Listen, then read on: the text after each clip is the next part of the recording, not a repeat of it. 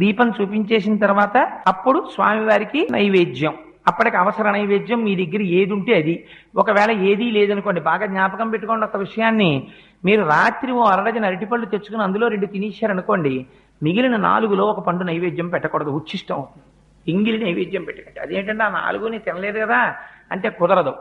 ఒకే అంచుకు వేలాడుతున్నటువంటి పళ్ళలో కొన్నిటిని మీరు తిని కొన్నిటిని నివేదన చేయడానికి వీలు లేదు. కానీ ఒక అరడజన అరటిపళ్ళు తెచ్చి 2 తుంపి పూజ గదిలో పెట్టి 4 పళ్ళు మీరు తింటే దోషం లేదు. ఎందుకంటే ముందే విడతీసి ఈశ్వరుడి కోసం పెట్టేశారు. అందుకే శాస్త్రం అంది, మరి ఇలా ఒక్కొక్క రోజున ఇంట్లో అసలు ఉచ్ఛిష్టం కాని పదార్థం లేకపోతే మరి నివేదన ఎలాగా అంటే, శాస్త్రంలో రహస్యం ఏంటంటే ఎప్పుడూ కూడా అంటూ నిలవ చెయ్యడం అనేటటువంటి దోషములు లేని పదార్థం ప్రపంచంలో ఒక్కటే ఒక్కటి. అది దానికి మీరు నిలవ చేసిన దోషము ఉండదు, దానికి అంటు దోషము ఉండదు. అటువంటి పదార్థం ఒక్కటే బెల్లం ముక్క.